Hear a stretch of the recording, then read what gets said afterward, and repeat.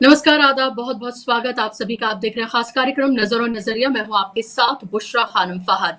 सवाल ये उठ रहा है कि राहुल गांधी से ये सरकार इतनी क्यों डरती है या इतनी घबराई हुई क्यों नजर आती है। लगातार राहुल गांधी जिस तरह से सरकार को घेर रहे हैं, सड़क से लेकर संसद तक, जाहिर सी बात है उससे उसके माथे पर पसीना है। अगर कोई एक शख्स, कोई एक नेता चैलेंज बनकर नरेंद्र मोदी और शाह के सामने खड़ा है सीना तान के, तो वो कहा जा सकता है कि इस वक्त राहुल गांधी हैं। पार्लियामेंट में जिस तरह से उन्होंने सवाल उठाए, पार्लियामेंट के बाहर भी वो जिस तरह से, चाहे वो एसआईआर का मसला हो, इलेक्शन कमीशन की धांधली हो, इस सब को लेकर वो जिस तरह से बोल रहे हैं या वो जो बातें कह रहे हैं, उससे जाहिर सी बात है कि इलेक्शन कमीशन से लेकर और सरकार सब कि ये सोच रहे हैं कि आखिर क्या इसका सोल्यूशन निकाला जाए और कैसे हेडलाइंस मैनेज किए जाएं ताकि राहुल गांधी को फिर से एक विलन के तौर पर पेश किया जाए, जिसकी लगातार, जिसको लेकर पूरी कोशिशें भारतीय जनता पार्टी ने सालों साल की, लेकिन कामयाबी हासिल नहीं हुई।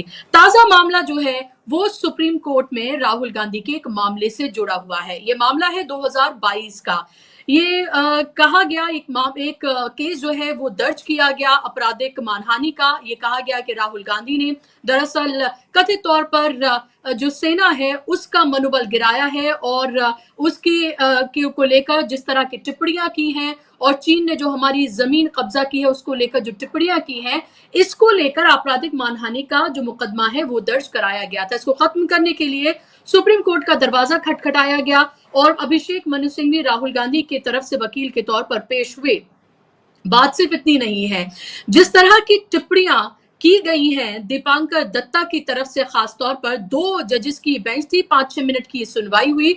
जो टिप्पणियां की गई हैं वो कई तरह के सवाल खड़े करती हैं। सवाल ये खड़े करती हैं कि जिस तरह की बात आप एक विपक्ष के नेता यानी नेता प्रतिपक्ष के लिए आप कर रहे हैं, सुप्रीम कोर्ट की तरफ से की गई हैं, क्या भारतीय जनता पार्टी के किसी नेता की तरफ से भी इस तरह की टिप्पणियां की जा सकती हैं। मैं आपको ये बता रही हूं कि क्या आज कहा गया है ये आपको जानना बहुत जरूरी है। सुप्रीम कोर्ट में खासतौर पर दीपांकर दत्ता की तरफ से कहा गया कि आपको कैसे पता चला कि चीन ने 2000 वर्ग किलोमीटर जमीन पर कब्जा कर लिया है।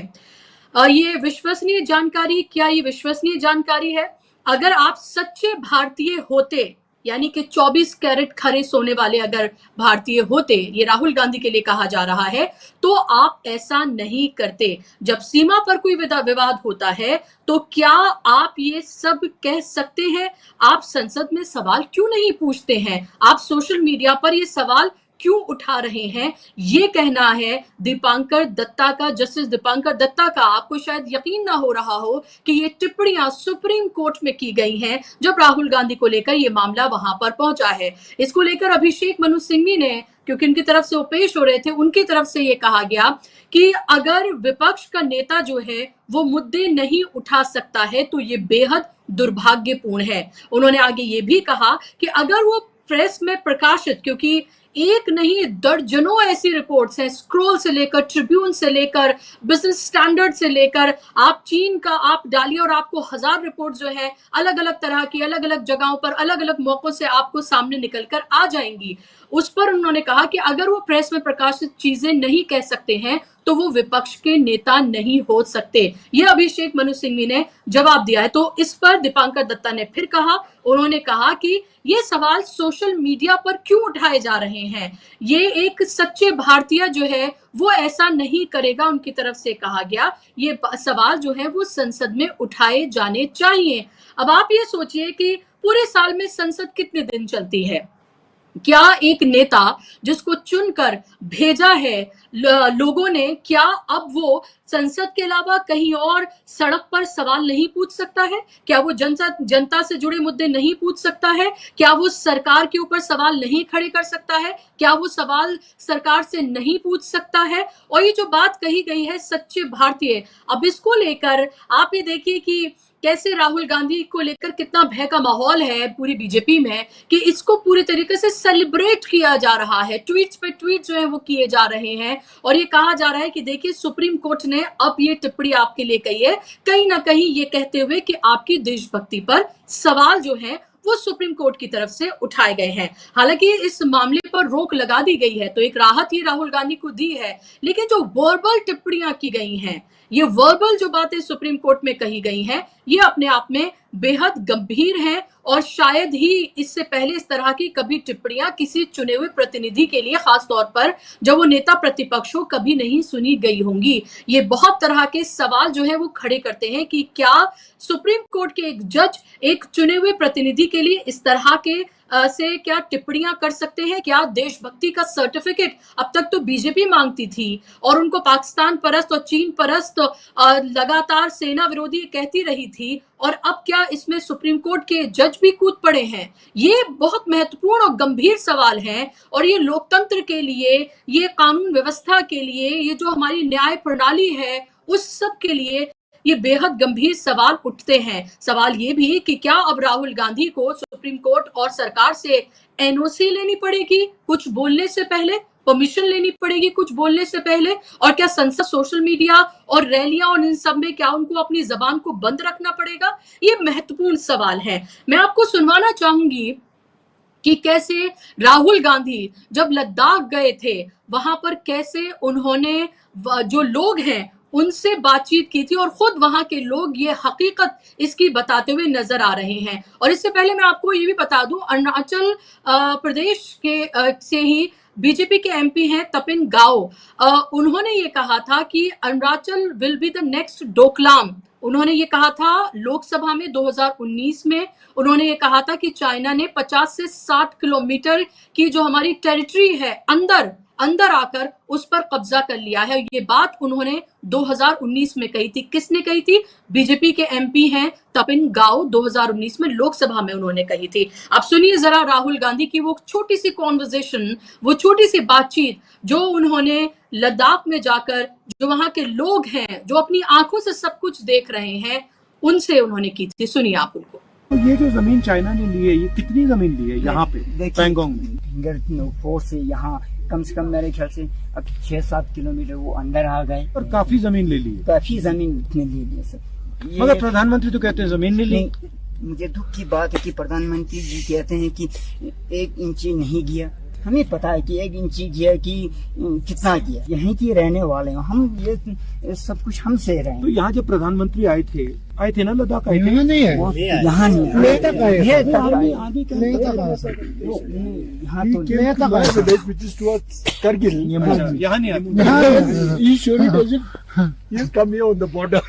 सबसे दिक्कत ये है कि यहाँ के लोगों के लिए पार्शियल लैंड का सबसे दिक्कत है। अगर हमें पास्ट प्रैक्टिस की तरह जाने नहीं देंगे तो फिर हमारे लिए बहुत मुश्किल हुआ। हम तो पूरा इसी भेड़ बकरी से गुजारा करते हैं। जैसे कि हमारा नॉर्थ ईस्ट में जैसे कि सिलिगुड़ी चिकन नेक है, ये भी चिकन नेक हो गया था। अगर इन्होंने गलवंत थोड़ा सा 1 किलोमीटर के रेंज पे है, अगर ये काट लिया तो हमारा टेक, डिब्रू, देवतांग all are of from there only. हम रहते हैं यहाँ पे, अगर हम भी मूव ऑन हो गए दिल्ली के लिए, हम भी जा सकते हैं, वहाँ पे घर बना सकते हैं, वहाँ पे रह सकते हैं। तो यहाँ पे बॉर्डर पे रक्षा करने के लिए इवन हमें हेल्प करना चाहिए। यहाँ के लोकल लोगों का लोन सैंक्शन अच्छे से हो, अच्छे से इनको बिल्ड अप करने का मौका दें, ताकि ये यहाँ पे बॉर्डर पे रहें। अब उनसे वो सारी सुविधाएं हटा दी जाए तो वो भी मूव ऑन हो जाएगा। तो आपने सुन लिया, यहाँ पर राहुल गांधी सिर्फ बैठकर लोगों से बात कर रहे हैं और ये उसका जवाब भी है जो ये पूछा गया है कि क्या आपने वहां पर जाकर देखा है। तो जी हाँ, राहुल गांधी ने वहां पर जाकर लोगों से बात की है, जिसकी कॉन्वर्सेशन आप फिलहाल जो बातचीत का एक अंश यहाँ पर आप देख रहे थे। सवाल ये है कि जब इस पर लेकर सवाल जब पूछा गया है तो सिर्फ प्रधानमंत्री की तरफ से ये कहा गया है, ना कोई घुसा हुआ है, ना कोई गुस्सा है, ना कोई गुस्सा हुआ है, ये जवाब उनकी तरफ से दिया जाता है। आश्चर्य की बात यह है कि ये तमाम बातें किसी बीजेपी के स्पोक्स पर्सन, सरकार के किसी नुमाइंदे की तरफ से नहीं कही गई हैं, बल्कि ये बातें सुप्रीम कोर्ट के एक जज की तरफ से कही गई हैं। और इसीलिए जिस तरह से लगातार लोग सवाल उठाते हैं कि न्याय प्रणाली हमारी क्या किसी तरीके से कॉम्प्रोमाइज्ड है, इसको लेकर भी लगातार जो सुप्रीम कोर्ट के अलग अलग जजेस हैं, वो भी जो रिटायर्ड हैं, वो भी अलग अलग वक्त पर इसको लेकर सवाल उठाते रहे हैं। मैं इस पर जाऊं उससे एक और जो महत्वपूर्ण खबर है वो ये, कल आपने देखा होगा कि पहले प्रधानमंत्री जाकर राष्ट्रपति से मुलाकात करते हैं और फिर उसके बाद वो खबर जो है वो तस्वीर ट्वीट होती है। उसके कुछ घंटों के बाद जाकर होम मिनिस्टर, गृह मंत्री जाकर राष्ट्रपति से मुलाकात करते हैं। ये भी आपको पता है कि जल्द ही उपराष्ट्रपति का चुनाव होने जा रहा है। जगदीप धनखड़ की जिस तरह से अपमानजनक तरीके से विदाई हुई है, अब सवाल ये उठ रहा है कि आखिर आनन फानन में प्रधानमंत्री, गृह मंत्री जाकर क्यों मुलाकात कर रहे हैं? संसद का सत्र चल रहा है, आखिर उनकी को किस बात की घबराहट है, किस बात का डर है? क्या उनको डर ये भी है कि किसी तरीके से क्रॉस वोटिंग हो सकती है? क्योंकि जो राष्ट्रपति का जो चुनाव है इसमें व्हिप भी जारी नहीं किया जा सकता है, ये गुप्त तरीके से वोटिंग होती है, यानी कि वो अपने विवेक से जो एनडीए के जो सांसद होंगे, बीजेपी के जो सांसद होंगे, वो वहां जाकर वोट करेंगे। क्या जिस तरह की परिस्थितियां पूरे बीजेपी में फिलहाल उत्पन्न हो गई हैं, जो बन रही हैं, जो नरेंद्र मोदी की जो ताकत है वो लगातार जिस तरह से कम हो रही है, उनको लेकर जिस तरह के सवाल उठ रहे हैं, उनकी पूरी बॉडी लैंग्वेज जो बता रही है, क्या इसका डर कहीं ना कहीं आने वाले उपराष्ट्रपति चुनाव में क्या उनको लग रहा है? और यही वजह है कि इसी डर की वजह से ये मुलाकात की गई है। और एसआईआर पर जो घमासान मच रहा है वो तो आपके सामने है ही। तेजस्वी यादव को लेकर अब ईसी की तरफ से नोटिस भी जारी कर दिया गया है। इन तमाम खबरों पर आज हम गहन चर्चा और बातचीत करेंगे। मेरे साथ कुछ खास मेहमान जुड़ गए हैं। स्क्रीन पर मेहमानों को ले आइए, चर्चा का हम आगाज करें। मेरे साथ 3 खास मेहमान जुड़ गए। फिलहाल 2 मेहमान हैं मेरे साथ। अरुण अग्रवाल जी हैं, सुप्रीम कोर्ट के लॉयर हैं, जाना माना चेहरा हैं, इलेक्शन कमीशन से लेकर इन तमाम मुद्दों पर वो अपने मुखरता से अपनी बातों को रखते रहे हैं। बहुत बहुत स्वागत आपका अरुण जी कार्यक्रम में। मेरे साथ सिद्धार्थ शर्मा जी हैं, पॉलिटिकल एनालिस्ट हैं, जाना माना चेहरा है। सिद्धार्थ जी, आपका भी बहुत स्वागत कार्यक्रम में। अब से कुछ देर में एक और मेहमान मेरे साथ जुड़ेंगे, लेकिन सवाल अरुण जी मैं आपसे करना चाहूंगी। आप तो इस प्रक्रिया का कहीं ना कहीं एक हिस्सा हैं। जो टिप्पणियां दीपांकर दत्ता जी की तरफ से की गई हैं, आप उसको कैसे देखते हैं? क्या सुप्रीम कोर्ट की तरफ से देशभक्ति का सर्टिफिकेट मांगना, क्या ये आपको ठीक लगता है? क्या ये कहना कि अगर आप सच्चे देशभक्त होते, और ये कहना कि आप सोशल मीडिया पे क्यों करते हैं, आप यहाँ क्यों नहीं करते, आप वहां क्यों नहीं करते, आप ऐसा क्यों नहीं करते, वैसा क्यों नहीं करते? नमस्कार बुशरा जी।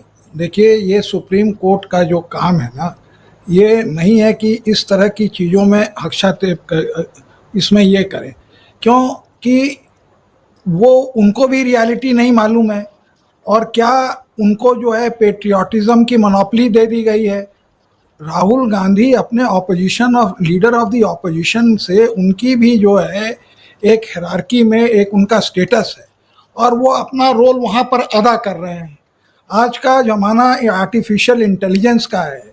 जस्टिस दीपांकर गुप्ता के पास जो है दत्ता के पास, हाँ, आजकल उस चुनाव आयोग के वो जो है ना गुप्ता, उसके तो उनके पास जो है वो जो होते हैं, जो लोग वहाँ पर अंडर स्टडी होते हैं, वो आर्टिफिशियल इंटेलिजेंस को यूज़ करके देख लें कि उसमें जो है आर्टिफिशियल इंटेलिजेंस में आपको वीडियो मिल जाएंगे, पूरे प्रमाण मिल जाएंगे, डेड बॉडीज वहाँ से आई हैं, कैसे उन्होंने जो है हमारे जवानों के ऊपर हमला किया, क्लब से मारा, वो नेल डाल के जो है उनके ऊपर जो है ये किया, क्योंकि वो जो है हथियार नहीं यूज़ कर सकते थे, हैंड टू हैंड कॉम्बैट हुआ। तो ये सब चीज़ें वो कहाँ पर उठाएंगे, कैसे उठाएंगे? तो इसका मतलब तो लगता है कि वो सरकार का पक्ष रख रहे हैं और वो पक्षपात कर रहे हैं, और ये नहीं देखते कि 40 केसेस जो है उनके ऊपर किया गया है, जबकि नरेंद्र मोदी के जो अटरेंसेस हैं, क्या उसको ये लोग सीओ मोटो कभी उठाएंगे? मैं आपको एक पढ़ के सुनाता हूँ जो कि हर हिंदुस्तानी का सर झुक जाएगा। कि एक समय था जब लोगों को लगता था कि उन्होंने पिछले जन्म में क्या पाप किया था जिसके कारण उन्हें भारत में जन्म लेना पड़ा। क्या इसी को देश और सरकार कहते हैं? ये नरेंद्र मोदी के शब्द हैं, जो कि पूरे हर भारतवर्षीय के ऊपर एक टिप्पणी है कि जो है उनका शर्म से सर झुक जाता था। तो ये काम जो है जुडिशरी का नहीं है। और जस्टिस दीपांकर दत्ता जो हैं, पहले भी यही काम किया था उन्होंने एडीआर के खिलाफ उस पिटीशन में। वहाँ पे जो है रिलीफ तो देते नहीं है, और ये कहते हैं कि आपको जो है बहुत गौरव होना चाहिए, और कुछ लोग हैं कि जिनको कि हिंदुस्तान की प्रगति नहीं देखी जाती और वो झूठ मूठ का जो है इस तरह का केस लाते हैं। उसके बाद जब एडीआर ने बताया कि उन्होंने क्या क्या काम किया है, कितनी ट्रांसपेरेंसी लाई है, इलेक्ट्रल बॉन्ड के अंदर में उन्होंने केस किया, ये जो डिस्क्लोजर हो रहा था जो नेता लोग अब करते हैं कि कितने एफआईआर हैं, उनके कितने क्या उनका एजुकेशनल क्वालिफिकेशन है, जब वो दिया तो अगले बार उसको छोड़ दीजिए। अरे आप एक जज हैं, आपको जब तक कोई मटेरियल नहीं हो आपको कोई हक नहीं है कि किसी को डिफेम करने का, क्योंकि आपको इम्यूनिटी मिली हुई है जज की कुर्सी से। और ये लोग भूल जाते हैं कि अब वो जमाना गया कि जज को लोग निष्पक्ष मानते थे। आज जो है नियुक्ति जो है सरकार कर रही है, कॉलेजियम कर रही है, कम कर रही है।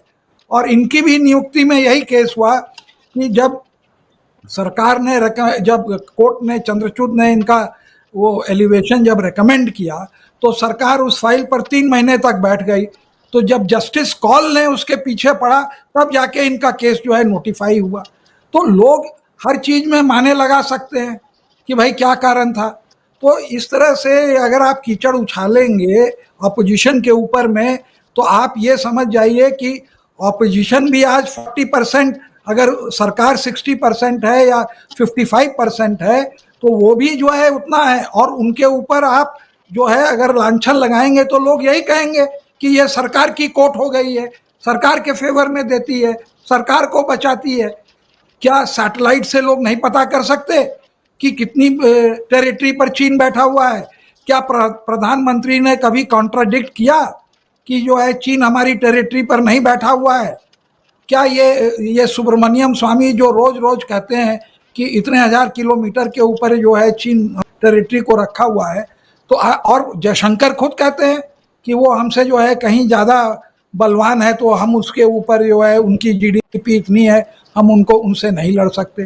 तो ये फॉल्स सेंस ऑफ पेट्रियोटिज्म और जिंगोइज्म ये जो है सुप्रीम कोर्ट से ये आवे, ये उनको शोभा नहीं देता।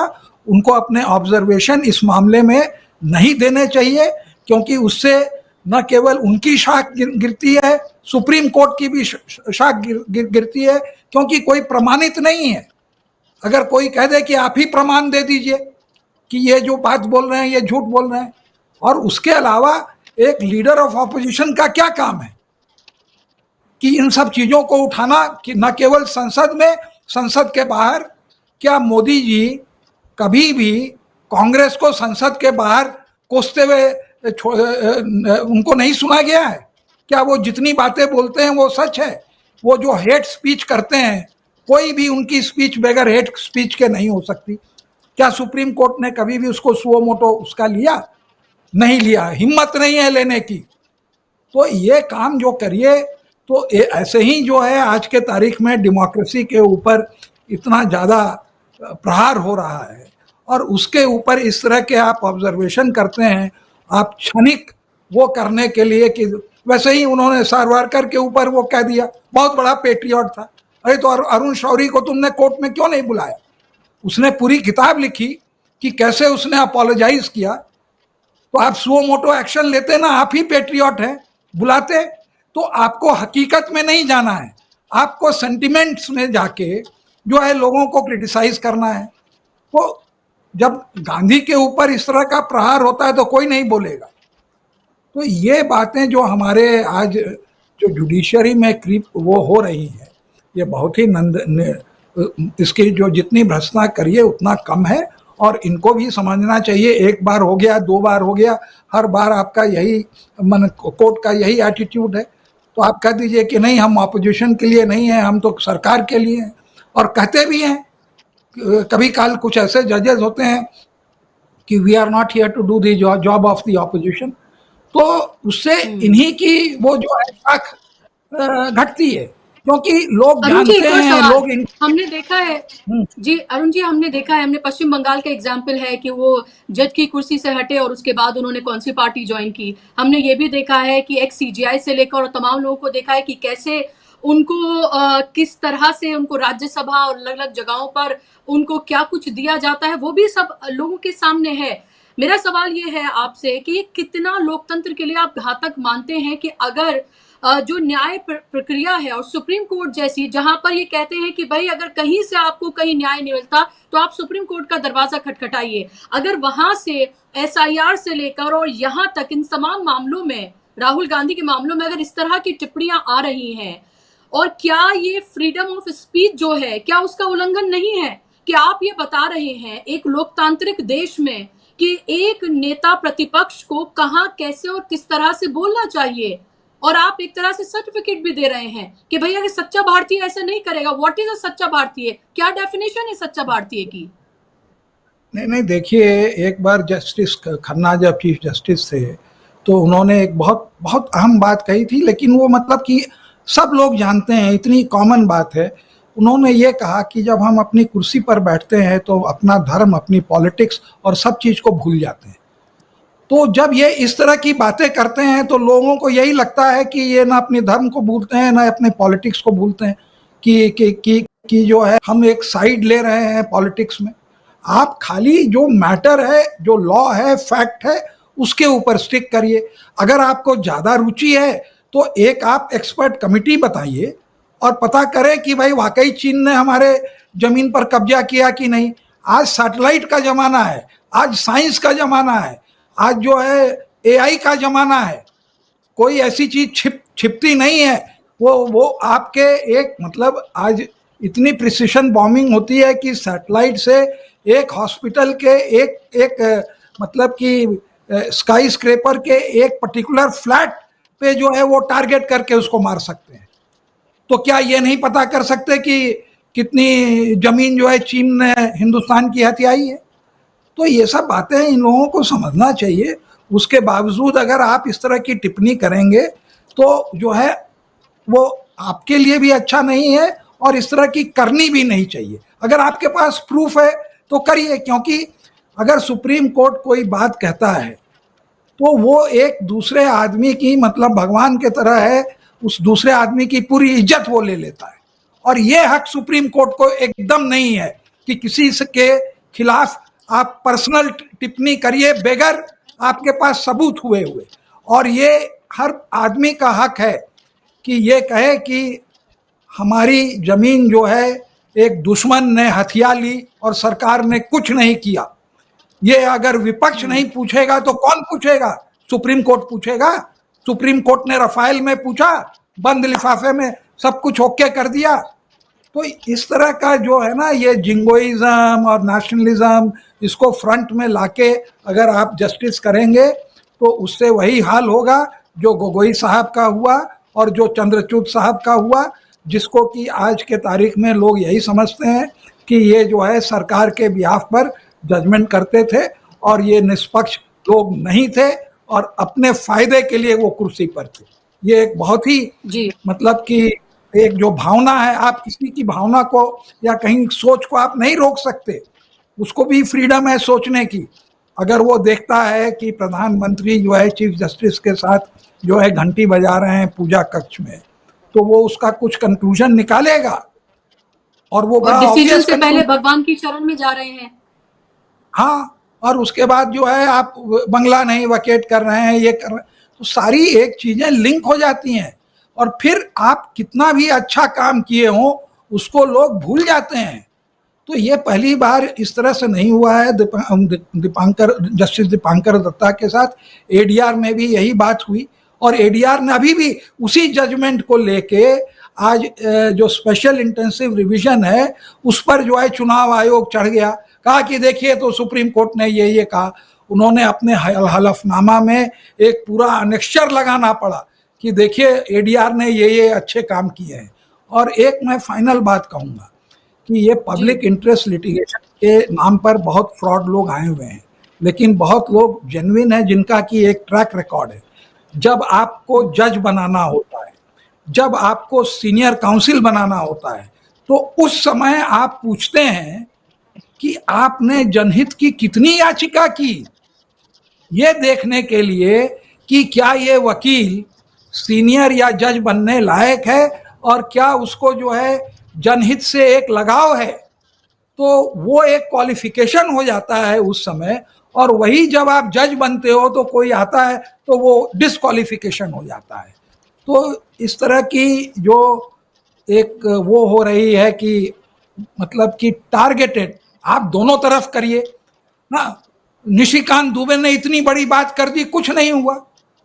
मध्य प्रदेश के मिनिस्टर ने इतनी बात कर दी, उसको तो प्रोटेक्शन मिल गया अरेस्ट से। तो क्या लोग ये नहीं समझते, एक न्याय जो होता है लोग फील करते हैं, खाली कानून शब्दों से नहीं होता। इसीलिए वो पंच परमेश्वर जैसे जो है लेख लिखे गए, और इसीलिए एक कोई भी आदमी को जो है आर्बिट्रेशन में बैठा दिया जाता है कि तुम एक निष्पक्ष आदमी हो, तुम बताओ कि भाई अन्याय हुआ कि नहीं हुआ, और लोग उसको गांव में मान लेते हैं। ये अलग बात है कि वो खाप पंचायत को जो है इन लोगों ने दूसरे तरह से जो है दुरुपयोग किया, लेकिन आज भी वो प्रथा चालू है, क्योंकि न्याय जो है गांव तक नहीं पहुंचा है। और वो गांव में जो है पंचायत ही बैठ के जो है लोगों का झगड़ा निपटाती है आज भी, जिसको कोई ज्ञान नहीं है। तो justice is felt, must have the conscious, और वो भी अपना देखें कि ये कहाँ तक सही है। राहुल गांधी आपने बहुत सही कहा कि पार्लियामेंट बैठती नहीं है, हंगामा होता है, तो फिर ऑपोजिशन कोई चीज रेज नहीं करे, और जो मोदी साहब कोसे ऑपोजिशन को वो सब सही लोग मान लें, वो जो इलेक्शन को मैनिपुलेट किया जाए उसके खिलाफ भी कुछ नहीं बोले, चुनाव आयोग भी सही है, और जो आज जनता तंत्र है उसको हाईजैक कर लिया जाए और उसका जो है पूरा ठप्पा जो है कोर्ट लगा दो। ये बहुत ही गलत डेवलपमेंट है, मैं इससे जो है सहमत एकदम नहीं हूँ जी। बिल्कुल, और ये इसीलिए आप ये देखें कि पूरे सोशल मीडिया जो है, जैसे पूरा देश दो हिस्सों में फिलहाल बट गया है, प्रो एंड अगेंस्ट, उसी तरह से है कि एक तरफ आप ये देखें कि पूरे जश्न का माहौल है, उनको लग रहा है कि अरे ये तो राहुल गांधी ने जो SIR से लेकर और ऑपरेशन सिंदूर पहलगाम को लेकर जो सरकार की धज्जियां उड़ा रखी है, इलेक्शन कमीशन को कटघरे में खड़ा कर रखा है, हर बात पर वो सीना ठोक के चैलेंज करते हुए वो नजर आते हैं। अब तो सुप्रीम कोर्ट ने कह दिया, तो भारतीय जनता पार्टी तो ये कह रही है कि भाई जो हम कहते थे, अब तो उस पर सुप्रीम कोर्ट के जज ने मोहर लगा दी। वो तो इस तरह से इसको देख रहे हैं। मैं आपके पास सिद्धार्थ जी आ रही हूँ, क्योंकि अरुण जी को जाना है, तो मैं उनके पास होकर के मैं आपके पास आ रही हूँ। जी अरुण जी, देखिए 15 साल से जो है हम लोगों ने हेट स्पीच सुना है, 14 और 21, 11 साल से। क्या एक बार भी किसी में हिम्मत हुई कि उसको कहें कि ये हेट स्पीच है? इसके लिए वो सब जगह बदनाम है, किसी की हिम्मत नहीं हुई। अगर आप सुप्रीम कोर्ट में बैठ के बिटवीन द ऑपोजिशन पार्टी और रूलिंग पार्टी में पक्षपात करेंगे तो जो है लोग कहेंगे कि आपका भी कोई मोटिव है, जो अरुण जेटली ने पहले कहा था। हम नहीं कह रहे हैं, और जो लोगों ने बाद में देखा गोगोई जैसे चीफ जस्टिस के साथ, तो ये लोग जो अगर इतने, देखिए जस्टिस दत्ता के फादर भी जो हैं जज थे कलकत्ता हाई कोर्ट में, उनके ब्रदर इन लॉ जो हैं वो भी सुप्रीम कोर्ट के जज थे, तो उनके जो है खून में जो है जजों का वो है, एक हेरिडेटरी चला आ रहा है। उसके बावजूद अगर आप इस तरह से करते हैं और वो करते हैं, तो ऐसा लगता है कि जो है ये जो पक्ष लोग तो यही कहेंगे कि आप ऑपोजिशन को और प्राइम मिनिस्टर को अलग तराजू में रखते हैं। ये न्याय का जो तराजू है ये सामान्य नहीं है, और ये लोग बार बार देख रहे हैं। और स्कॉलर्स लोग कह रहे हैं कि supreme court has become an executive court. Executive court का मतलब क्या? सरकार का कोर्ट। तो ये सारी चीजें पढ़ें, सोशल मीडिया में पढ़ें क्या है, सोशल मीडिया में जाके देखें कि चाइना की क्या रियलिटी है। मैंने आज आर्टिफिशियल इंटेलिजेंस में हमने यही किया और हमें उसका जवाब भी आया। अब वो बहुत लंबा है लेकिन इतना ही पढ़ देता हूँ। There is substantial proof of physical combat between Chinese and Indian soldiers, ये कंक्लूजन है, particularly in 2020 Galwan Valley clash and 2022 Tawang incident, supported by official statements, videos and media report, उसके बाद कैपेबिलिटी और ये सब की बात करता है। तो अगर इस चीज को as a leader of opposition वो उठा रहे हैं तो क्या वो अपना फर्ज निभा रहे हैं या जो है सरकार को डिफेम कर रहे हैं? इतनी ही बात बता दें वो, और ये कह दें एक गाइडलाइन कल इशू कि लीडर ऑफ ऑपोजिशन हेंसफोर्थ ये चीजें बोलेगा, ये चीजें पार्लियामेंट में बोलेगा। ये जो है डेमोक्रेसी को लीडर ऑफ ऑपोजिशन के थ्रू ये डिफाइन करना। बिल्कुल, बहुत महत्वपूर्ण बात है। और ये सिर्फ एक टिप्पणी भर नहीं है, ये बहुत सारे क्वेश्चंस जो है, बहुत सारे सवाल जो है उनको उठाती है और हमारी जो फिलहाल जो स्थिति है, जो देश की जो न्याय प्रणाली है, उस सब की जो स्थिति है उसको कहीं ना कहीं बयान करती है। और जो बहुत बेहतरीन तरीके से अभी अरुण जी ने जो है यहाँ पर इसको रखा है। अरुण जी, अगर आप रुक सकते हैं तो आप प्लीज रुकिएगा। मैं सिद्धार्थ जी के, अगर आपको जाना है तो ठीक है, मैं सिद्धार्थ जी के पास में मैं जाऊंगी। जी, thank you so much for joining. Siddharth ji, आपकी पहली टिप्पणी सबको लेकर, क्या सुप्रीम कोर्ट ने जो कुछ कहा है, जिस तरह की टिप्पणी खासतौर पर दीपांकर दत्ता की तरफ से दी गई है, जिसको लेकर अब बीजेपी सेलिब्रेट कर रही है, आप इसको कैसे देखते हैं? फिर अमरीश जी भी जुड़ गए मेरे साथ, सीनियर जर्नलिस्ट और वेस्ट एशिया मामलों के जानकार हैं, इन तमाम मामलों पर उनकी एक्सपर्टीज भी है। तो अमरीश जी, आपका भी बहुत स्वागत कार्यक्रम में। जी सिद्धार्थ जी। अगर किसी को भी सेलिब्रेट करना है तो फिर तो सुब्रमण्यम स्वामी के बारे में भी, सुब्रमण्यम स्वामी को भी कोर्ट में हाजिर हो जाना चाहिए, क्योंकि हमने थोड़े कहा, सुब्रमण्यम स्वामी खुद बीजेपी के हैं, उन्होंने खुद कहा कि चीन घुसा हुआ है। तो क्या सुब्रमण्यम स्वामी के ऊपर भी केस शुरू करेगी सुप्रीम कोर्ट? क्या बीजेपी उसको भी सेलिब्रेट करेगी? जैसे आपने कहा बीजेपी के एमपी हैं, उन्होंने खुद कह दिया कि अरुणाचल में चीन घुस रहा है, तो क्या सुप्रीम कोर्ट उनके ऊपर भी केस करेगी या बीजेपी उनके ऊपर भी सेलिब्रेट करेगी? तो देखिए, ऐसा बात नहीं है। मेरे ख्याल से हुआ यह है कि जज दत्ता जी को मालूम था कि न्यायपालिका को संविधान के अनुसार न्याय देना है, इसीलिए उन्होंने केस में स्टे दे दिया। अगर ये गलत होता है तो वो केस में स्टे क्यों देते हैं? उनको तो अरेस्ट कर लेते हैं। तो जज दत्ता जी को मालूम था कि न्यायपालिका को संविधान के अनुसार ही न्याय देना होता है, इसीलिए केस पर स्टे दे दिया। लेकिन दिक्कत यह है कि दीपांकर जी एक व्यक्ति भी हैं, तो भाजपा के विधान के अनुसार राष्ट्रवाद का उपदेश भी दे दिया। तो होता यह है कि कोई व्यक्ति के ना कई रूप होते हैं, वो किसी का भाई भी होता है, किसी का बाप भी होता है, किसी का बेटा भी होता है, जैसे मैं हूं। लेकिन अभी जिस कार्यक्रम में जितनी देर तक मैं बैठा हूं, न मैं किसी का भाई हूं, न तो किसी का बेटा हूं, न तो किसी का बाप हूं। मैं एक राजनीतिक विशेषज्ञ के नाते या समीक्षक के नाते यहाँ पर बैठा हुआ हूं। तो मैं जहां बैठा हूं उसका मुझे मान रखना पड़ता है।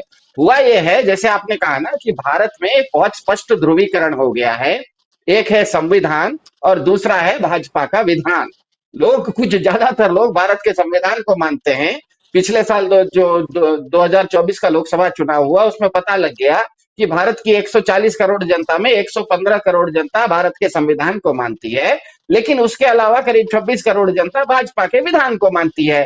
क्यों ऐसा होता ही क्यों है? ऐसा ध्रुवीकरण होता क्यों है? उसके कारण में जाएंगे तो समझ में आएगा कि संविधान में ना, किसी भी संविधान में थोड़ी बहुत विसंगति होती है। जैसे हम परिवार में भी रहते हैं, मेरे भाई का साथ मेरी सब कुछ ठीक है, फिर भी कभी कभी किसी बात पे अनबन हो जाती है। मेरे बेटे के साथ भी, मेरा बेटा मेरे साथ रहता है, लेकिन कई विषयों में मेरी उसके साथ अनबन है। तो थोड़ी बहुत संविधान में विसंगति होना स्वाभाविक होता है। जैसे भारत के संविधान में एक तरफ यूनिफॉर्म सिविल कोड की भी बात है और उसी भारत के संविधान में आरक्षण की भी बात है। तो एक तरह से सैद्धांतिक रूप से देखिए तो दोनों में विसंगति है। भारत के संविधान में जीने का हक भी है और उसी भारत के संविधान में फांसी देने का भी, फांसी कैसे दी जाती है उसकी भी चर्चा है। तो इसका मतलब कहीं ना कहीं विसंगति है। भारत के संविधान में हिंदी को राजभाषा भी माना गया है और अंग्रेजी में भी वो संविधान लिखा गया है। इसका मतलब थोड़ी बहुत विसंगति है। तो विसंगति होना स्वाभाविक है। तो मान लीजिए कि कोई आदमी अमेरिका से भारतीय है, अमेरिका में बचपन से पैदा हुआ, 40 साल तक अमेरिका में रहा, अमेरिका में गाड़ी वाड़ी चलाया, अमेरिका से वापस भारत में आया। तो अमेरिका में तो राइट साइड ड्राइविंग होती है, भारत में अचानक लेफ्ट साइड ड्राइविंग होगी तो उसको तो देखेगा, तो उसको लगेगा कि ये तो बहुत गलत हो रहा है। इसीलिए नहीं कि लेफ्ट में चलाना गलत है, इसीलिए कि उसको आदत नहीं है, क्योंकि उसको आदत नहीं है लेफ्ट में चलने की। तो भारत का संविधान प्रतिनिधि लोकतंत्र का दस्तावेज है, हमें पता है। अब जैसे भारत के संविधान में नागरिक खुद अपना निर्णय, नीतिगत निर्णय नहीं ले सकता, उसको अपना निर्णय लेने के लिए किसी दूसरे प्रतिनिधि को वोट देना है। अब मान लीजिए इसी को आप बड़ा करके कहिए कि अच्छा भारत का कोई भी नागरिक ना अपनी संपत्ति अब नहीं खुद नहीं बेच सकता, उसको किसी दूसरे को पावर ऑफ अटॉर्नी देना है तभी वो बेच सकता है, तो वो हास्यास्पद हो जाएगा। तो मेरे ख्याल से जज दत्ता जी एक व्यक्ति के नाते, क्योंकि एक जज भी जो होता है वो जज तो बाद में बनता है, क्योंकि आपको जज बनने में ना, आप जज बनने से पहले आपको पढ़ाई करनी होती है। पढ़ाई करने में आपको एलएलबी करना पड़ता है, एलएलबी करने में कम से कम आपको 24-25 साल लग जाते हैं, लेकिन वोटर तो आप 18 साल की उम्र में बन जाते हैं। तो जज जो भी दीपांकर दत्ता जी हो या न्याय भारत में कोई भी न्यायाधीश हो, वो न्यायाधीश बाद में बने और वोटर पहले बने। और जब मैं वोटर बनता हूं ना, तो किसी न किसी पार्टी, किसी न किसी विचारधारा की तरफ मेरा कोई झुकाव होता है। मेरे ख्याल से इसीलिए जज दत्ता जी को मालूम था कि जज के नाते वो कुछ नहीं कर सकते, उनको इसीलिए उस केस में वो स्टे देना पड़ गया। लेकिन अंदर से व्यक्ति के नाते उनका कहीं न किसी न किसी तरफ झुकाव था। तो भाजपा करती क्या, पिछले 10 साल से भाजपा कर क्या रही है? उपदेश देती है। हमारे एक प्रधान जी हैं, वो क्या पढ़े हैं हमें पता नहीं, लेकिन मेरे बेटे को परीक्षा कैसे देना है वो उपदेश देने आ जाते हैं। मुझे समझ में नहीं आता है कि मेरा बेटा प्रधान जी का परीक्षा पे चर्चा सुनेगा तो टीचर साहब को मैं हर महीने जो ट्यूशन दे रहा हूँ बंद कर दूं क्या? कि प्रधान जी समझा रहे तो टीचर क्यों चाहिए? अब टीचर नहीं चाहिए तो टीचर क्या करेगा? समस्या यह है कि प्रधान जी टीचर बन जाएंगे तो टीचर क्या करेगा? अब टीचर चलाएगा मिसाइल क्या? टीचर हमें पाकिस्तान के ऊपर मिसाइल चलाएगा? तो मेरे ख्याल से भारत को जानबूझ के भाजपा ने एक परिचय के संकट में ढकेल दिया है। सबको कंफ्यूज, क्या ये बिहारी में कहते हैं कि कंफ्यूजिया दिया है सबको, सब मामले को कंफ्यूजिया इतना दो कि कोई किसी को समझ में ही नहीं आए कि हमको करना क्या है। तो इसीलिए मेरा ये मानना है कि अगर चीन के ऊपर कुछ बोलना राष्ट्रवाद के खिलाफ है और गलत है, तो सबसे पहले तो सुब्रमण्यम स्वामी बीजेपी के हैं, वो रोज सुबह सुबह उठ के बोलते हैं, तो उनको भी सुप्रीम कोर्ट बुला ले, तलब कर ले और उनको भी एक उपदेश दे दे। अगर राष्ट्रवाद, चीन के ऊपर बोलना राष्ट्रवाद के खिलाफ है, तो भाजपा के ही क्या कहते हैं एमपी ने बोला है, अभी ने इस कार्यक्रम की शुरुआत में बोला, उनको भी बुला के तलब कर दे। लेकिन उनको तो तलब नहीं किया, उल्टा जो केस किया था जिस मामले में, उसमें भी आज उनको राहत दे दी। इसका मतलब उनको पता है कि न्यायपालिका की कुर्सी पर बैठ के वो इस तरह का निर्णय लिखित नहीं दे सकते, इसीलिए उन्होंने केस में स्टे दे दिया। दिक्कत यह है कि वहां जब बैठे थे तो वो भूल गए थे, मैं भूल गया था कि मैं जितनी देर बुशरा जी के कार्यक्रम में डीबी लाइव पर बैठा हूं, मैं एक समीक्षक के नाते बैठा हूं, मैं भूल गया, मैं किसी का बाप, किसी का बेटा, किसी का भाई बन के बोलना शुरू कर दिया। तो मेरे ख्याल से इतनी ही बात है और ज्यादा समस्या नहीं है इसमें, क्योंकि अगर इस चीज में गंभीरता होती तो जजमेंट में कुछ न कुछ लिखित रूप से आता। कोई भी जजमेंट जिसने क्या बोला उसका महत्व नहीं है। भारत का संविधान, कोई भी संविधान होता है वो लिखित दस्तावेज होता है, लिखित दस्तावेज ही मान्य होता है। तो सुप्रीम कोर्ट में भी कोई जजमेंट आता है तो लिखित जो पोर्शन होता है उसमें भी इंग्लिश में कहा जाता है, लीगल टर्म्स में पूरे केस की जानकारी रहती है, किसने क्या बोला, किस वकील ने क्या बोला, जज लिखते हैं। और लास्ट में ऑपरेटिव पार्ट आता है, मतलब वो कहते हैं कि इसके बाद मैं ये निर्णय सुना रहा हूं। तो कहीं पर भी निर्णय में इस तरह की बात नहीं है, इसीलिए इसमें कोई भाजपा को बहुत ज्यादा सेलिब्रेट करने की बात नहीं है। मेरे ख्याल से भाजपा काफी ज्यादा पैनिक में है। अगर पैनिक में नहीं रहती तो जब आपका संसद का सदन चल रहा है तो भारत के प्रधान जी को और गृह मंत्री को भाग के राष्ट्रपति के पास जाने की क्या जरूरत पड़ती, क्योंकि आपका सदन तो चल रहा है, सदन में आ रही है ना भाई। आप राज्यसभा में जहां आना था, जहां पर पहलगाम के बारे में और सीज फायर के ऊपर बोलना था, वहां पर तो आप बोल नहीं रहे। आप राष्ट्रपति के यहाँ जा रहे हैं जिनका सदन से कोई लेना देना नहीं है। इसका मतलब ये है कि भाजपा के अंदर बहुत ज्यादा डेस्परेशन है, बहुत ज्यादा पैनिक मोड में आई हुई है, और वो पैनिक मोड में आने के कारण राष्ट्रपति के पास मिलने का बहुत कारण हो सकता है। जैसे हमें पता है कि कल शायद बेंगलोर में किस तरह से चुनाव चोरी होते हैं, किस तरह से मास डिलीशन वोटर के होते हैं, इसकी जानकारी शायद खुलासा होने वाला है। तो खुलासा होगा तो कुछ न कुछ उसमें बहुत बड़ी चीज निकलेगी। उसमें भी राष्ट्रपति की जरूरत पड़ सकती है कि भैया वह कर्नाटक में दूसरे की सरकार है, कम से कम रातों रात वहां पर राष्ट्रपति शासन लगा दो ताकि वो सरकार इस तरह का खुलासा नहीं करे। यह भी संभव है। ये भी संभव है कि संसद चलने नहीं दे रहे हैं। हमें पता है कि विपक्ष की ओर से संसद में इतना प्रेशर है कि वो संसद फेस नहीं कर सकते हैं। तो हो सकता है ये भी हो जाए। कहीं सुनने में ये भी आया कि जम्मू कश्मीर को 2 अलग अलग राज्य के रूप में घोषित करने का एक बिल लाने की सोच रहे हैं। तो क्या कहते हैं इसको, डाइवर्जन जिसे कहते हैं ना हिंदी में, ध्यान भटकाने के लिए कुछ भी कर सकते हैं। लेकिन कुल मिला के इसमें ये बिल्कुल स्पष्ट है कि 2024 के चुनाव के बाद भाजपा को पता लग गया है कि वो इस देश में लोकप्रिय नहीं रही। 140 में से 115 करोड़ जनता उसको नहीं चाहती है, वो लोकप्रिय नहीं रही। और क्योंकि वो लोकप्रिय नहीं रही, फिर भी सरकार में आ गई है। बिल्ली के भाग से छींका फूटा है, तो वो फिर जब गिरा हुआ दूध है ना, सारा दूध को आंख बंद करके जब तक चाटेगी नहीं तब तक वो वहां से जाएगी नहीं। तो बस बिल्ली के भाग से छींका फूटा है। अब बिल्ली नीचे गिरा हुआ पूरा दूध पहले चाटेगी, और चाटते समय आंख बंद करके चाटेगी। दुनिया आए जाए, दुनिया कुछ भी बोले।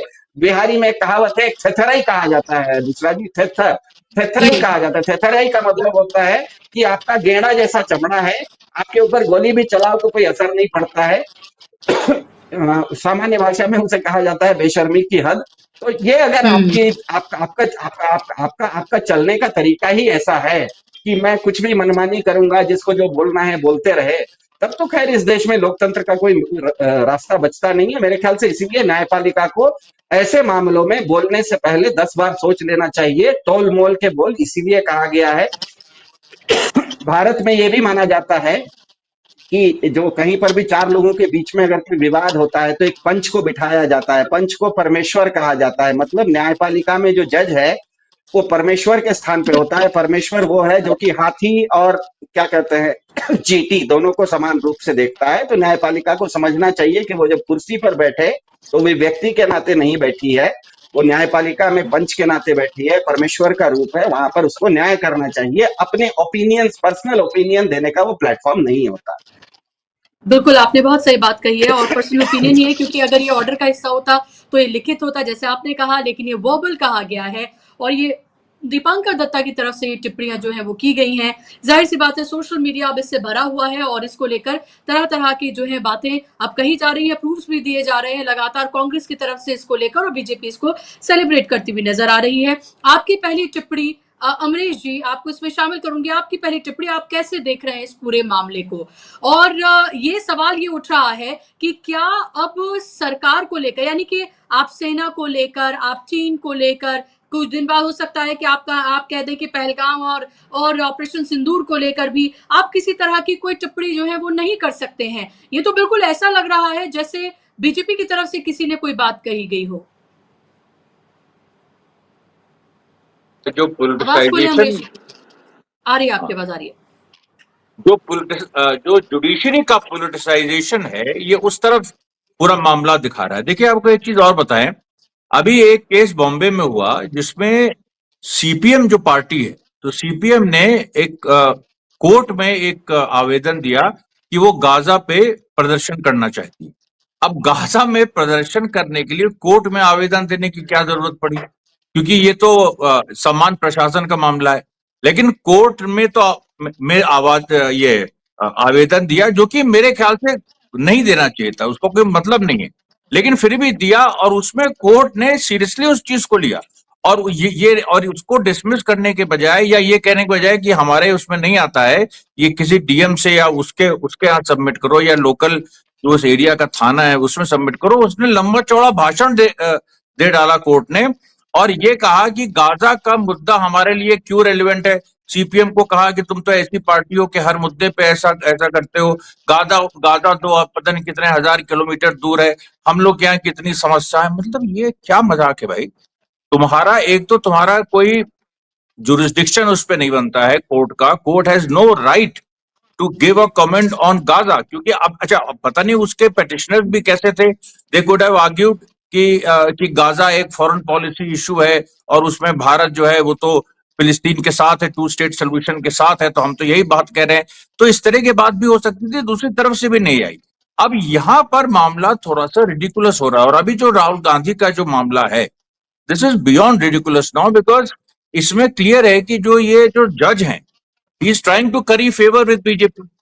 और क्या है, ये पूरा एक संदेश दे रहे हैं कि बीजेपी के साथ, मतलब बीजेपी के लाइन पर हम हैं। हमने देखो राहुल गांधी को टाइट कर दिया, तो जो बीजेपी से कोई फायदा लेना चाहता है वो राहुल गांधी को टाइट कर देता है। अब ये जो छोटी सोच जो बीजेपी के अंदर भरी है, अब कौन चला रहा है इस समय बीजेपी को, ये भी बहुत बड़ा सवाल है। प्रधानमंत्री बैकग्राउंड में चले गए हैं, अमित शाह राष्ट्रपति के पास चले गए, तो अब बीजेपी कौन चला रहा है, क्या पूरी स्थिति है, ये किसके डायरेक्शन पे हुआ है। हो सकता है अमित शाह के डायरेक्शन पे हुआ हो, कि भाई ये वो एक्सपेक्ट करते हैं कि जज ये कहे। जैसे मैसेजेस पास होती हैं डायरेक्टली, कोई नहीं कहता, लेकिन एक इनडायरेक्ट मैसेज तो पास होती हैं बिटवीन दी पॉलिटिकल फोर्सेस जो कि एग्जीक्यूटिव को वो करती हैं, लीड करती हैं, एंड बिटवीन द जुडिशरी। और हमने देखा, देखिए सुप्रीम कोर्ट से मेरा तो विश्वास उसी दिन एक हद तक उठ गया था जिस दिन मोदी को क्लीन चिट मिली।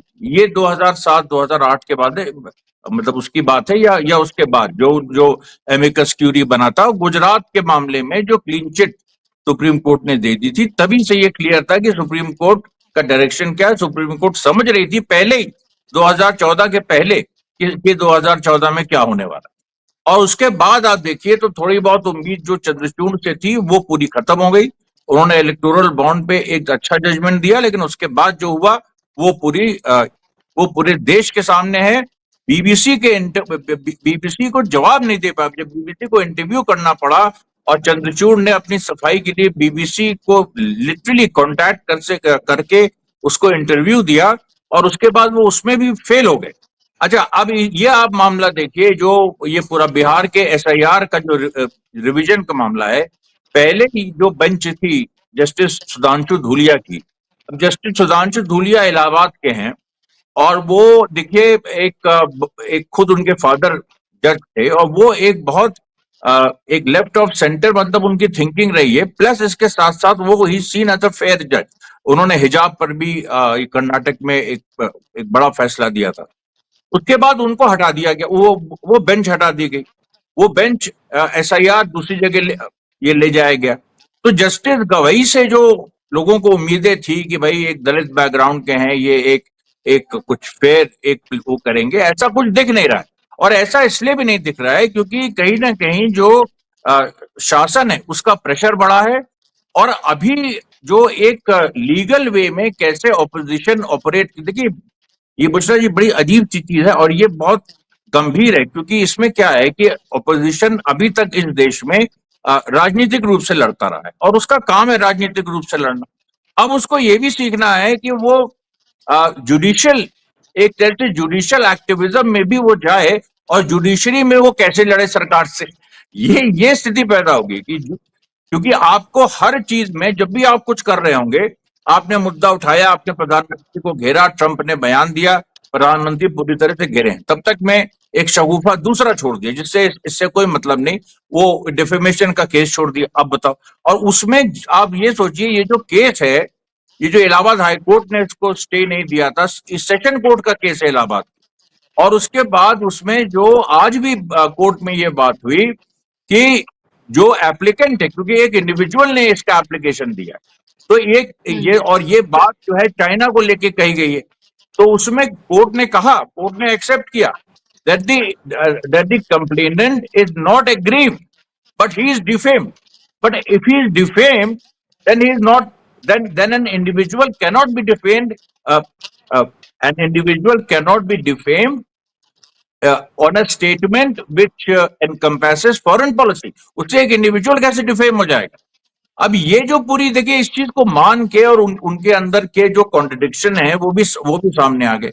अब इसको क्या है ना कि अभिषेक सिंघवी भी शायद चाहते थे कि जल्दी ये एक स्टे मिल जाए, जो कि स्टे मिल गया, इसको बहुत लंबा हम ना खींचे, लेकिन आने वाले दिनों के लिए ये बहुत इंपॉर्टेंट है कि आप जैसे गाजा का मामला है, वहां पर खूंटा गाड़ के अगर वहां पर पेटिशनर्स खड़े हो जाते, उनके लॉयर मिहिर देसाई खड़े हो जाते, तो कोर्ट को पसीने आ जाते वहां पर। और इस मामले में भी अगर ये होता कि नहीं आज भिड़ ही जाओ कोर्ट से, तो कोर्ट को पसीने आ जाते, क्योंकि कोर्ट ने अपने को कॉन्ट्रडिक्ट किया है, आपने लीगली अपने को कॉन्ट्रडिक्ट किया है, आपको फंसाया जा सकता है इसमें, और इसमें आपको कहा जा सकता है आप अपने जो आपने वर्बल शब्द यूज किया, वर्बल उन्होंने जानबूझ के किया, क्योंकि वो जानते थे कि ये सस्टेनेबल, जो वो कह रहे हैं वो सस्टेनेबल नहीं है। वो तो एक पूरी तरीके से ये किसी ने डायरेक्शन दिया है। लेकिन मैं एक बात आपको बता दूं, कोर्ट में कहीं ना कहीं किसी न किसी दिन ये मामला आएगा इस तरह का, जिसमें कोर्ट को सीधे कहा जाएगा कि आप जुडिशियल ओवररीच क्यों कर रहे हैं। और मजेदार बात देखिए, कोर्ट को जो जगदीप धनखड़, अब तो वाइस प्रेसिडेंट है नहीं, जिस तरह से उन्होंने बुरा भला कहा, जिस तरह से निशिकांत दुबे ने कोर्ट के बारे में टिप्पणी की, राइट विंग कह रहा था कि जुडिशियल ओवररीच हो रहा है क्योंकि उसके खिलाफ कुछ चीजें जारी थी। अब राइट विंग को पैंडर करने के लिए कोर्ट अब उनके पक्ष में जुडिशियल ओवर रीच कर रहा है। तो ये मामला जो है, जो भारत की जुडिशरी फंस गई है, देखिए आप 2014 के बाद क्या क्या नहीं हुआ, फॉरेन पॉलिसी फंसी है, राजनीतिक आपकी पूरी पॉलिटिक्स फंसी हुई है, आपका देश, आपका समाज बुरी तरह से पोलराइज्ड है, वहां पर बहुत बड़ी क्राइसिस है, आपकी इकोनॉमी फंसी हुई है, और अब तो आपकी जुडिशरी फंस गई है। अब तो आपकी जुडिशरी फंस गई, और हम तो वो जो फिफ्थ कॉलम है, जिसको हम एक स्पोनाज एक्टिविटीज कहते हैं, जो एक बहुत बड़ा एक पिलर होता है स्टेट का, फिफ्थ कॉलम जिसको कहते हैं, जो स्पाई जो फोर्सेस हैं, जो इंटेलिजेंस एजेंसीज है, उसकी तो हम बात ही नहीं कर रहे हैं।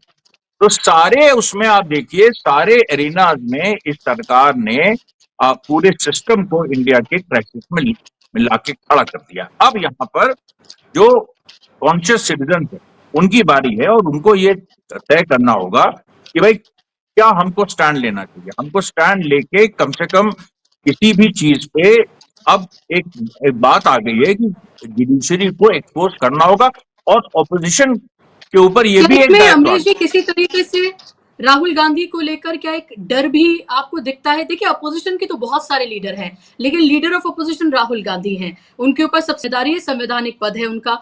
और लेकिन जिस तरह से वो अग्रेसिव होकर जिस तरह की बातें करते हैं, जो आपने देखा कि उन्होंने पार्लियामेंट में जब ऑपरेशन सिंदूर पर, पहलगांव पर जब बात की और चैलेंज जो दिया, और वही 56 इंच को एक तरह से उन्होंने चैलेंज दिया और ये कहा कि अगर आपके अंदर इतना जिगर है, इंदिरा गांधी का 50% भी है तो ले लीजिए ट्रंप का नाम, लेकिन नहीं लिया उन्होंने।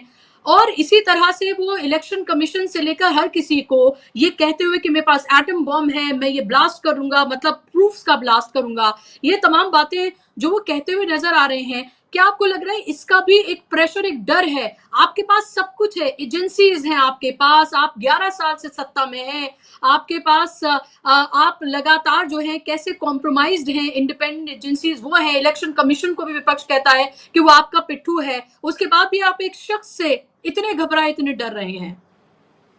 नहीं, ये बात बिल्कुल सही है। असल में क्या है ना कि राहुल, देखिए, जो जैसे मैंने कहा, सिस्टम के सारे पिलर्स जो एक क्राइसिस में फंसे हुए हैं, पॉलिसी से लेके फॉरेन पॉलिसी से लेके डोमेस्टिक पॉलिसी से लेके इंस्टीट्यूशन सारे, इस समय इंस्टीट्यूशंस की ये हालत है, चाहे वो यूपीएससी हो, चाहे वो कोई और आप इंस्टीट्यूशन उठा लीजिए, वहां भी इतनी बड़ी क्राइसिस है। मतलब जो बड़े बड़े, इवन डीआरडीओ में इतनी बड़ी क्राइसिस है कि अब क्या उसके बारे में एक अलग प्रोग्राम करना होगा। मैं ये कह रहा हूं कि इसमें देखिए, और ये इसमें राहुल गांधी जो है ये चार्ज लीड करते हैं पार्लियामेंट में, ये लीडर ऑफ ऑपोजिशन है, और अभी इन्होंने सरकार को घेरा है, और ये सरकार बहुत इनसिक्योर है इस समय। तो वो सही बात है, राहुल गांधी को सिंगल आउट करके उन्होंने ये, अच्छा इसमें देखिए कुछ उनको अचीव, ये वाला भी केस नहीं हुआ कि वो नीरव मोदी के साथ मोदी को जोड़ के कि एक कास्ट को उन्होंने वो किया था, उनकी सदस्यता ये रद्द कर दी थी। इस तरह की भी कोई इसमें मामला नहीं बन रहा है, कोई मामला ही नहीं बन रहा था। तो अब कोई मामला नहीं बन रहा था तो फिर भी कुछ टिप्पणी करवानी थी कि चलिए 24-48 घंटे के लिए हमारे सपोर्टर्स खुश हो जाएंगे। अब आप सोचिए, इस लेवल पे चीजें आ गई। लेकिन इसमें मेरे ख्याल से जो राहुल गांधी ने मोमेंटम बनाया है, कल जो कर्नाटक में होगा उस पर बहुत कुछ निर्भर करता है, और आने वाले दिनों में अगर वो ये साबित कर ले गए कि उन्होंने जो एटम बम जो प्रूफ का जो उन्होंने कलेक्ट किया है इलेक्शन कमीशन के खिलाफ, उसमें अगर जरा से भी 20-25% भी उसमें ऐसी चीजें हुई जो लोगों के साइकी में भर गई, तो उसके बाद इस सरकार को और बहुत बड़ी दिक्कत होगी। और बिहार का चुनाव तो सर पर है ही, उसमें तो ऐसा कुछ होने जा रहा है जो किसी को जिसकी उम्मीद नहीं।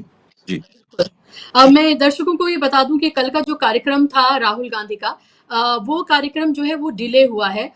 वो अब 4 और 5 का जो कार्यक्रम था वो 7 और 8 का अब कार्यक्रम है। तो 7 तारीख को राहुल गांधी पहुंचेंगे बेंगलुरु, और हो सकता है कि जिस तरह से आज शिबू सोरेन जो हैं उनका जो देहांत हुआ है, ये भी इसकी वजह हो सकती है। तो कुछ ऐसी वजह है जिसकी वजह से इस प्रोग्राम को 2 दिन के लिए जो है वो आगे इसको बढ़ाया गया है। लेकिन ये कह सकते हैं कि जब राहुल गांधी इसको पूरा एक तरह से जो एटम बॉम्ब है प्रूफ्स का जब वो फोड़ेंगे तो क्या कुछ होगा, वो भी देखने वाली बात होगी। सिद्धार्थ जी, आपके पास मैं आऊं, एक कमेंट में पढ़ रही थी अभी ओम प्रकाश जी हैं हमारे दर्शक, वो लिख रहे हैं कि सुप्रीम कोर्ट में ऐसा आदमी कैसे बिठा दिया जाता है जो निष्पक्ष ना रहते हुए सरकार के नेताओं की जैसी भाषा में लोकसभा में प्रतिपक्ष के नेता के ऊपर टिप्पणी कर रहा है। इस जज को राजनीति में चला जाना चाहिए।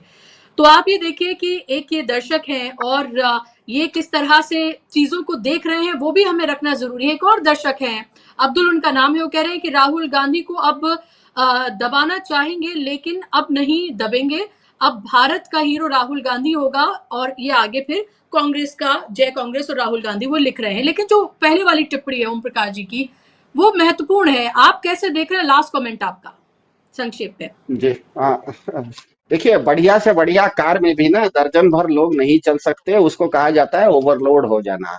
तो कोई भी गलत काम भारत में 3 श्रेणी में आता है। पहला है अनैतिक। मान लीजिए मैं गलत भाषा का क्या कहते हैं, अभद्र भाषा का उपयोग कर रहा हूं, तो वो अनैतिक होता है। उसमें न तो कोई सरकार का काम है, न तो कोर्ट का काम है, समाज हमको बहिष्कार कर देगा। मैं अगर कार्यक्रमों में अभद्र भाषा का इस्तेमाल करूंगा तो कल से आप हमको बुलाना बंद कर देंगे। दूसरा गलत काम होता है गैर कानूनी। जैसे मैं हेलमेट बिना पहने गाड़ी चला रहा हूं, तो उसमें कोई सजा नहीं होती, उसमें जो कार्यपालिका है वो आपको जुर्माना लगाती है। केवल और केवल न्यायपालिका का एक ही जगह काम आता है कि कहीं पर अगर अपराध हुआ हो या कोई असंवैधानिक काम हुआ हो, तभी न्यायपालिका आती है। उसमें वहां पर केवल न्यायपालिका का काम होता है, वहां सरकार का काम नहीं होता, और न्यायपालिका के दंड देती है। हर मामले में अगर आप कोर्ट को खींचना शुरू करेंगे तो धीरे धीरे कोर्ट ओवरलोड हो जाएगा और ज्यादा धीरे धीरे आपको गलत निर्णय सुनने को मिलेंगे। और वैसे समय अगर वैसा होगा तो लोगों के मन में ना जो अंतिम विकल्प है, अंतिम विकल्प से अगर लोग निराश हो गए ना, तो समाज भी कमजोर हो जाता है, देश भी कमजोर हो जाता है, लोकतंत्र भी कमजोर हो जाता है। और ये बिल्कुल अब स्पष्ट है कि भाजपा को 2024 के लोकसभा चुनाव के बाद उसको पता है कि कहीं पर भी, जहां पर भी सशक्त विपक्ष है, बंगाल में ममता बनर्जी को वो नहीं हरा पा रहे हैं, वो पंजाब में भगवंत मान को नहीं हरा पा रहे हैं, वो तमिलनाडु में स्टालिन को नहीं हरा पा रहे हैं, वो बिहार में तेजस्वी यादव को नहीं हरा पा रहे हैं, वो कर्नाटक में सिद्धरामैया को नहीं हरा पा रहे हैं। भारत इतना विविध है कि भारत में भाजपा की स्थिति ऐसी है आज कि भाजपा को 100 में से केवल 140 करोड़ में से केवल 26 करोड़ लोग वोट कर रहे हैं, 115 करोड़ लोग उसको वोट नहीं कर रहे हैं। ऐसे में अलग अलग समय पर वो जैसे जैसे जहां जहां चुनाव नजदीक आता है, उसको लगता है कि उसको जिससे सबसे ज्यादा खतरा है उसको वह बदनाम करने की कोशिश करती है। जैसे कल से आप देख रहे हैं कि तेजस्वी यादव पे एक शगुफा छोड़ दिया है कि उनका 2 वोटर कार्ड कैसे। अरे मेरा सवाल यह है कि अगर चुनाव आयोग ने स्पेशल इंटेंसिव रिवीजन किया है, मतलब आपने एक सघन क्या कहते हैं पुनरीक्षण किया है, और आपके अनुसार बीएलओ हर घर पर जाके आदमी का चेहरा देख के उससे मिलने के बाद उसको वोटर कार्ड देता है, तो तेजस्वी यादव एक आदमी है, वो 2 जगह कैसे पाया गया? ये तो चुनाव आयोग को ना बोलना है। तेजस्वी यादव की क्या गलती है? चुनाव आयोग का बीएलओ 2 जगह उनको तेजस्वी यादव कैसे पाए गए? तेजस्वी यादव तो एक आदमी है, वो एक जगह पाया गया। तो इसका मतलब ये है कि भाजपा को लग रहा है कि जैसे जैसे जहां पर उसको लगता है कि आज का खतरा ये आदमी है, उसको वो बदनाम करने की कोशिश करती है। आज वो तेजस्वी यादव को कर रही है। हमको पता है कि कल परसों में जिस तरह से बेंगलोर में कांग्रेस सरकार भाजपा का ये जो वोट चोरी है, ये जो मास डिलीशन है, बहुत बड़ी संख्या में वोटों का नाम कटने का जो खेल चल रहा है, उसका खुलासा करने की बात कर रही थी। तो उसका खुलासा करने से पहले जो व्यक्ति उसका खुलासा करता है उसके ऊपर कीचड़ फेंकने का यह प्रयास है। लेकिन मेरे ख्याल से यह भाजपा का डेस्परेट अटेम्प्ट है। भाजपा पैनिक मोड में है। कोई भी समझदार आदमी इस तरह का खेल नहीं खेलता। वो इंतजार करता है कि देखिए गेंद आए उसके बाद में आप बैटिंग करेंगे। भाजपा गेंद फेंकने से पहले ही कह रही है कि मैं बैटिंग करने जाऊंगा, मैं बॉलर को पैर तोड़ दूंगा, मैं बैट्समैन का माथा फोड़ दूंगा। आप इस तरह से नहीं खेल सकते। अब तेजस्वी यादव को जो करना है वो करने दीजिए, राहुल गांधी को जो करना है वो करने दीजिए। वो अगर गलत करते हैं, वो जो खुलासा करते हैं उसमें कोई कमी है तो उसको बाहर निकालिए। वो करने से पहले ही आप उनको रिटायर्ड हट करने की कोशिश करेंगे तो मेरे ख्याल से भाजपा के लिए समझदारी नहीं है। क्योंकि भाजपा का भी जो वोटर है ना, कोई भी क्रिकेट का मैच का फैन होता है, वो एक मैच देखना चाहता है। वो ये नहीं चाहता कि सामने वाली टीम आई ही नहीं, मैं इंडिया का सपोर्टर हूं तो वर्ल्ड कप में सारी टीमें मैच खेलना छोड़ दे और कहे कि भैया हम इंडिया को वर्ल्ड कप दे देते हैं, बिना मैच खेले इंडिया वर्ल्ड कप जीत जाएगा। ऐसा कोई भी क्रिकेट फैन, बीजेपी का सपोर्टर भी नहीं चाहेगा कि बिना चुनाव हुए बीजेपी जीत जाए। उसकी भी इच्छा होगी कि एक चुनाव हो, ढंग का चुनाव हो, टाइट चुनाव हो और उसमें बीजेपी जीते। ये तो बीजेपी ऐसा कर रही है कि भैया कोई टीम में मैच वैच मत खेलो, मैं अकेले खेलूंगा और वर्ल्ड कप लेके मैं चला जाऊंगा घर। तो इस तरह की चीजों को ना भाजपा के जी समर्थक भी पसंद नहीं करेंगे, ऐसा मेरा मानना है। बुशरा जी। जी बिल्कुल, आपने महत्वपूर्ण बातें कही हैं और ये खुद कह सकते हैं कि अपने ही बनाए हुए जाल में बीजेपी जो है वो फंसती हुई नजर आ रही है। 30 सेकंड अमरीश जी, अगर आप कोई लास्ट टिप्पणी करना चाहते हैं फिर मैं कार्यक्रम को समाप्त करूंगी। अगर आप कुछ कहना चाहते हैं 30 सेकंड। नहीं, लास्ट टिप्पणी देखिए, यही मैं तेजस्वी यादव वाले पे कुछ कहना चाहता, बाकी सब तो बातें आ गई कि वहां पर आप सोच लीजिए कि मतलब ये जो 2 कार्ड ये दिखा रहे हैं, ये कर रहे हैं, एक्चुअली मेरे ख्याल से अगर कोर्ट में जाना चाहिए तो तेजस्वी यादव अगर अभी कोर्ट में चले गए इलेक्शन कमीशन के खिलाफ तो बहुत बुरी स्थिति होगी इलेक्शन कमीशन की। मतलब कोर्ट को फिर जवाब देते नहीं बनेगा कि ये जो मामला है इसमें दोषी कौन है और किस तरफ वो क्या करे। तो देखिए, मैं यही इसको सम अप करना चाहूंगा कि समय ऐसा आ गया है कि जिसमें ऑपोजिशन को कुछ अनकन्वेंशनल अप्रोच सोचनी पड़ेगी, कुछ ऐसे चीजें भी करनी पड़ेंगी जो केवल उपहास उड़ाने के लिए, इंस्टीट्यूशंस कैसे डिस्ट्रॉय हो गए हैं उनका मजाक उड़ाने के लिए कुछ चीजें करनी पड़ेंगी ताकि जनता उस चीज को, उस मैसेज को समझे कि ये इंस्टीट्यूशन अब बिल्कुल बेकार हो गया है। और चाहे उसका कोई, जैसे ये लोग करते हैं बीजेपी वाले कि बेमतलब के केसेस ठोकते हैं लोगों पे जिनका कोई अर्थ नहीं है, केवल उसका एक कोई बयान दे दिया, तो हम भी फिर ऐसे केस हम भी ठोकेंगे, इलेक्शन कमीशन के खिलाफ ठोक देंगे, हम प्राइम मिनिस्टर के खिलाफ ठोक देंगे कि इन्होंने ये क्यों किया, ये ऐसे क्यों बैठे थे, इस तरह से बैठने का मतलब ये है, ये देशद्रोह है। ये तो ऐसी चीजें होंगी। देखिए अब ये लड़ाई चलेगी, ये जो है, ये अगर एक ऑपोजिशन होता है उसके खिलाफ एक वो मतलब एक प्रॉपर एक कंपेटिटर होता है, उसके खिलाफ कायदे से लड़ा जाता है। अगर कंपेटिटर जो है वो मस्खरी करने लगे या लड़ने के बजाय इधर उधर नाचने लगे तो फिर हम भी उसको फिर उसी तरीके से जवाब देंगे। तो ये देखिए पूरी स्थिति है और this is a new phase in which Indian politics is entering. बिल्कुल, और आप ये देखें कि इस बेवजह के मुद्दे को, जो कि एक बात कही गई थी, जो कि जाहिर सी बात है कि तथ्य पर आधारित ये बात कही गई थी, और अगर ऐसा नहीं होता तो जाहिर सी बात है कि स्टे नहीं दिया गया होता फिर इस मामले में, और ये वर्बल टिप्पणी नहीं होती और ये लिखित आदेश की तरह से होता। तो आप ये देखिए कि ये तमाम चीजें कैसे अपने आप को ही ये पूरा आदेश जो है कॉन्ट्रडिक्ट कर रहा है, ये भी सबके सामने है, और कैसे गैर जरूरी मुद्दों पर जनता के जो कीमती समय है और जो उनके कीमती मुद्दे हैं उनसे एक तरह से भटकाने की पूरी कोशिश है। क्योंकि असली मुद्दा है बिहार, और बिहार में हो रहा SIR, और बिहार अगर हारे तो फिर आगे क्या क्या होगा ये पता है नरेंद्र मोदी और उनकी सरकार को, और इसीलिए हर वो मुद्दा जो है आगे बढ़ाया जा रहा है जिससे एक डाइवर्जन जो है वो किया जा सके और राहुल गांधी को विलेन बनाया जा सके। बहुत शुक्रिया आप दोनों मेहमानों का, अमरीश जी आपका, सिद्धार्थ जी आपका, कार्यक्रम का हिस्सा बनने के लिए, समय देने के लिए बहुत धन्यवाद। शुक्रिया आप तमाम दर्शकों का भी इस कार्यक्रम का हिस्सा बनने के लिए।